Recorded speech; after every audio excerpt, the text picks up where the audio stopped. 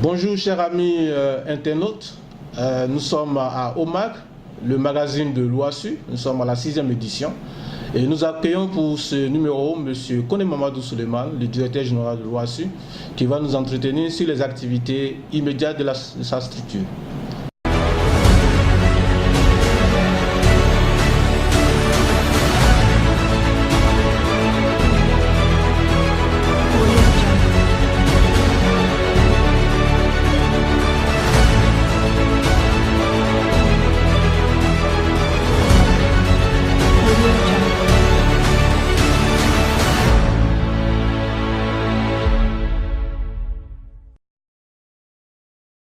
Monsieur le directeur général, bonjour. Bonjour. La matrice d'action 2017-2018 de l'OASU prévoit, outre les activités au niveau national, d'importantes rencontres au niveau international. Pouvez-vous nous dire quelles sont ces activités qui occupent actuellement votre agenda? Merci.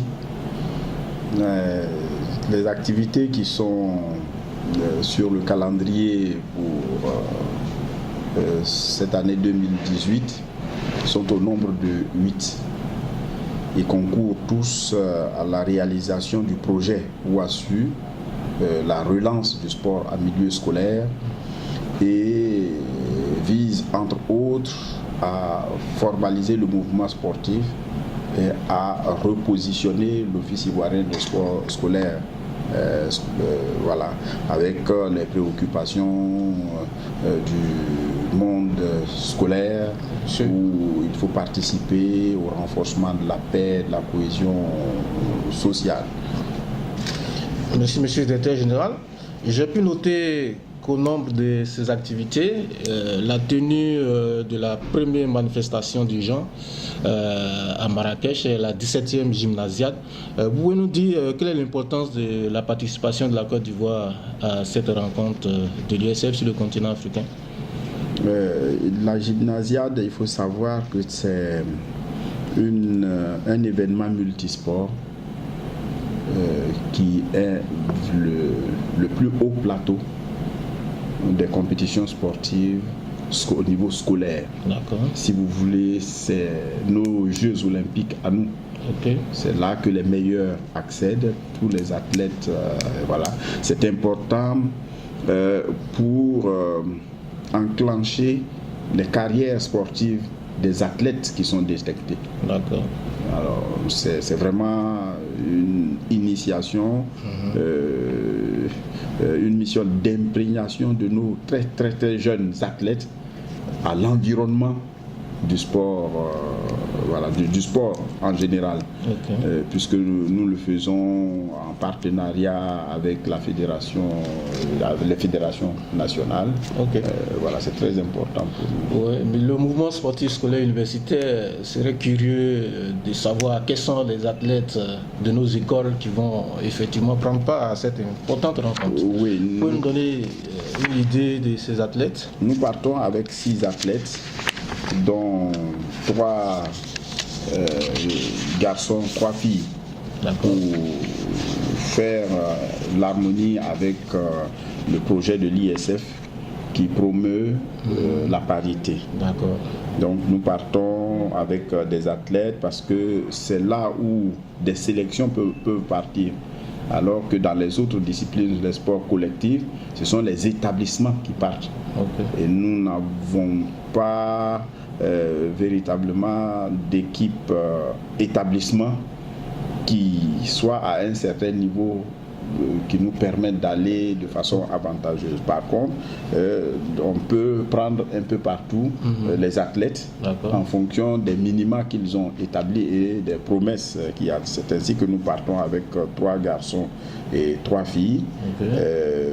En course, il y a 4 personnes qui partent pour les courses de 100, 200, 400 mètres. Et puis en longueur et en poids disque. Une idée des établissements dont sont issus ces athlètes? Yamoussoukro vient en premier avec 3 athlètes. 3 athlètes, et même 4 je pense. Il y a Kwaku Kona Jean-Charles du collège Le Calais de Yamoussoukro, Kodjo Nyanzou Voltaire Marcory, Guéhi Gondo Alfred lycée mixte Yamoussoukro, Boli Esther Marlène collège Saint-Jean Bosco d'Abidjan, Kwasine Da Akissi Lydia Alima, groupe scolaire Archimède Yamoussoukro, Kone Zondengue Ariane Lela, collège Jules Ronsard Abidjan. Okay. Voilà. Et en plus d'eux, il y aura certainement un encadreur. Un encadreur, bon, puisque la préparation a commencé depuis un certain temps, en plusieurs étapes. Okay. L'autre rendez-vous important, c'est bien évidemment l'Assemblée générale élective de la Fédération internationale du sport scolaire. La Côte d'Ivoire est attendue à cet autre important rendez-vous. Quels sont les postes qui sont en jeu pour l'Afrique et quel enjeu pour notre pays de prendre part à ce rendez-vous? L'objectif de l'organisation du premier forum du sport scolaire en Afrique qui a eu lieu à Rabat avait pour objectif de montrer aux pays africains qu'ils ont une place et un rôle à jouer au niveau de cette institution internationale qui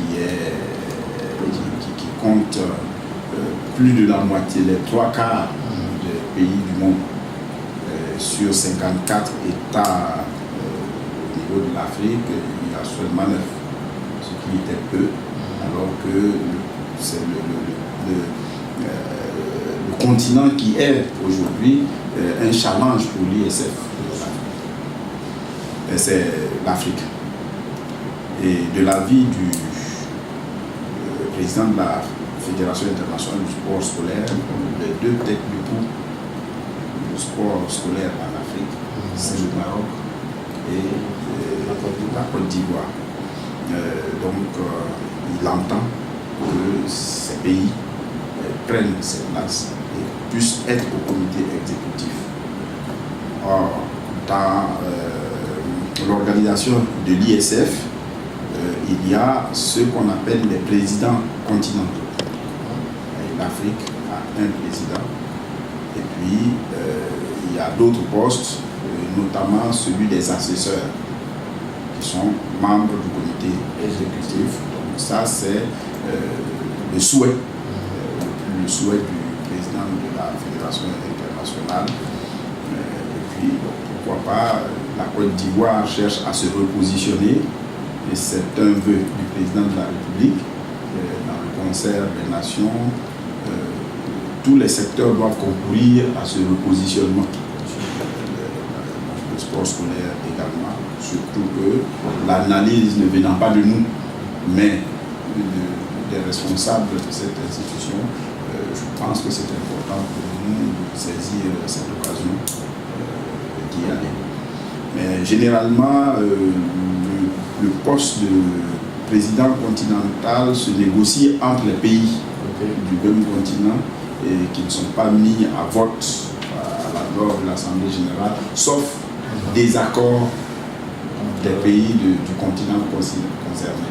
Puisqu'il y a déjà cette petite assemblée en Afrique, des Africains, et ensuite, si on n'arrive pas à trouver un consensus autour de quelqu'un qui prenne au vote en Assemblée générale.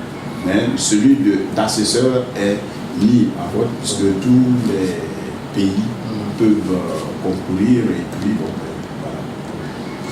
On ne peut que souhaiter bonne chance à la Côte d'Ivoire. J'ajoute mon vœu au vote.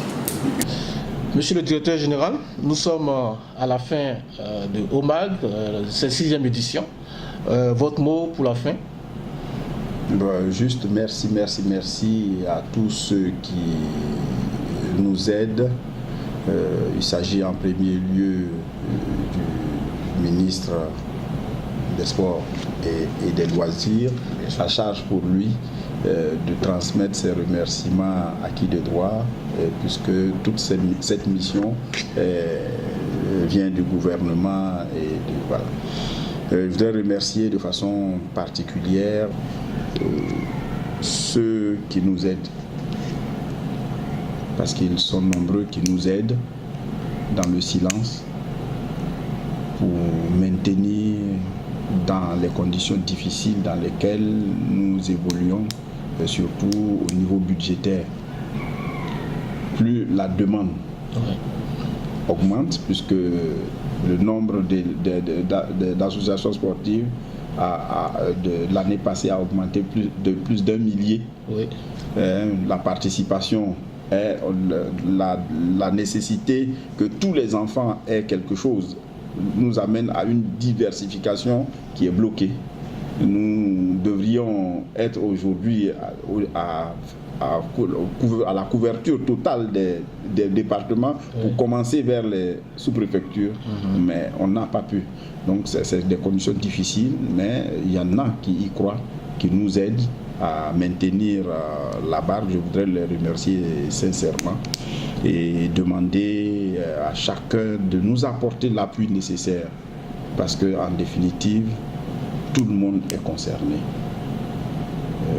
On est ou parents d'élèves, ou enseignants, ou en fait, de près ou de loin, nous sommes concernés par le projet de l'OASU, qui n'est pas seulement que sportif au sens restreint du terme, de celui qui est en train de courir ou de jouer. C'est accompagné dans une approche de formation citoyenne de nos enfants pour trouver une autre alternative. Une jeunesse qui ne soit ni politique, ni de revendication de l'organisation de la jeunesse, mais d'organisation. L'approche citoyenne, occupée sainement, occupée à plein temps, occupée pour faire valoir les valeurs du sport scolaire. Voilà, qui sont un projet qui monte très haut aujourd'hui au plan international et qui ne devrait pas passer à côté de nos enfants. Donc le souhait est que tout le monde puisse nous aider et que les enfants eux-mêmes prennent conscience qu'il y a quelque chose à jouer, qu'ils prennent part à l'organisation de cet environnement qui est le leur. Voilà, qu'ils doivent y mettre d'eux-mêmes dedans pour que nous soyons tous fiers, eux en premier, de ce que nous aurons mis en place pour la paix en Côte d'Ivoire, pour le rayonnement de la Côte d'Ivoire, pour la place d'honneur que la Côte d'Ivoire peut avoir à travers eux. Voilà. Ok, merci beaucoup, monsieur le directeur général de l'OASU. Monsieur Koné Mamadou Suleiman était l'invité de OMAG. Nous avons largement parlé des missions en Côte d'Ivoire, des activités importantes, les rendez-vous à venir. Le directeur général de l'OASU nous a entretenus. Nous soyons heureux et nous nous revoyons pour l'édition à venir, la 7e édition, toujours certainement autour de ces rendez-vous au niveau international. Merci et excellente journée.